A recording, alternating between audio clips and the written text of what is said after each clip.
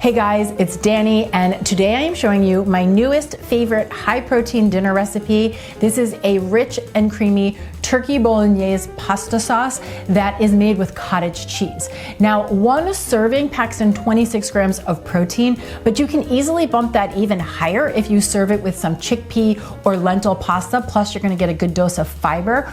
Or you can sneak in some extra veggies and serve it over a bed of spaghetti squash or some zucchini noodles. So you have lots of options. Now, if we haven't met, I'm a health, wellness, and weight loss coach, and I am on a newfound mission to flip the script and show women that there is no age limit to feeling your best. And so much of how we feel starts in the kitchen. So we're gonna jump in and make this very simple, delicious recipe, which, by the way, it's family friendly and it's also perfect for meal prep. Now, you're just gonna need a handful of everyday ingredients, and I really like to start by chopping up my veggies so that they're ready to go. This just makes the whole cooking process move along a lot more efficiently. So we're gonna need one chopped onion. Ultimately, you need about a heaping cup of a chopped onion. And then 3 to 4 cloves of garlic. If they're really big, I would do 3. If they're on the smaller side, I would do 4. Or if you really love garlic, you could do 4. And you just wanna give that a good chop, get it nice and fine. Other than that, the only other thing I want to prepare is some fresh basil, and I'm just going to gather that together and give it a rough chop as well. Now, to make this dish, I have a large nonstick saute pan. I'm going to heat that up over a medium heat, and then I'm going to add about 1 tablespoon of oil into the pan. Now, once that oil is hot, I'm going to add in my onion, and then I'm going to give them a fat pinch of salt as well.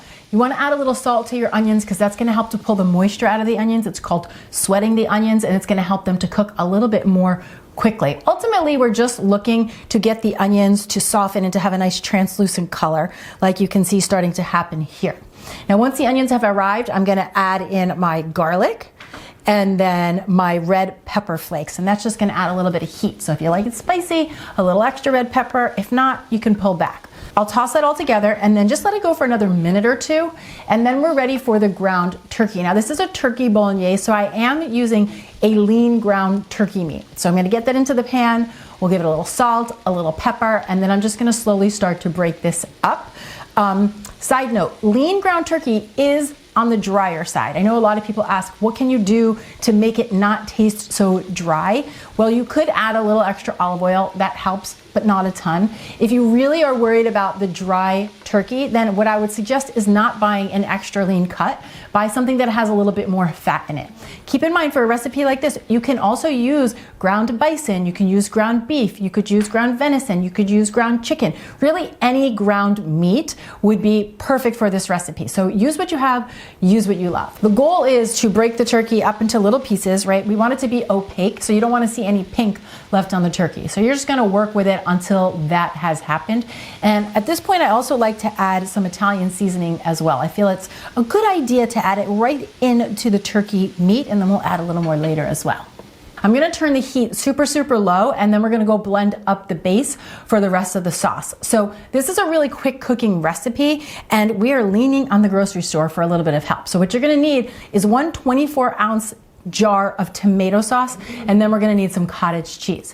Personally, I love the Rao's tomato sauce. It is a great store-bought option. It has really clean, whole food ingredients as the base, and it tastes delicious. So I'm gonna pop that into my blender, but keep in mind, you could use any brand you like, or if you make your own homemade tomato sauce, that would work as well. And then we're gonna add 1 cup of cottage cheese. Now, I'm using a low-fat cottage cheese. You could also do a full-fat if you prefer, but hands down, whichever you pick, this Good Culture brand is by far, I think, the best tasting cottage cheese at the grocery store. If you haven't tried it, I highly recommend. So we're gonna need 1 cup of that. Pop that into the blender as well. I'm gonna place on the lid, and then I'm just going to blend this until all of that cottage cheese is broken down and mixed into the tomato sauce, and it's really rich and creamy, and it's almost gonna have like this orangey color to it. It almost reminds me more of a vodka sauce. Okay, so now we're gonna take this creamy tomato cottage cheese sauce base, and I'm gonna pour it right over the ground turkey that we have in the pan, okay? I'm gonna bring the heat up a tiny bit as well, just like a medium low. Get the sauce in there. And then I'm gonna add in 1/3 cup of Parmesan cheese, a little bit more red pepper flake just because I love a little heat, and then a little bit more Italian seasoning over the top. You could do a little more salt, a little more pepper here. You just wanna taste as you go, figure out exactly how you like it. Stir this, get it blended together really well, and then this is just a real low simmer while you figure out your pasta situation.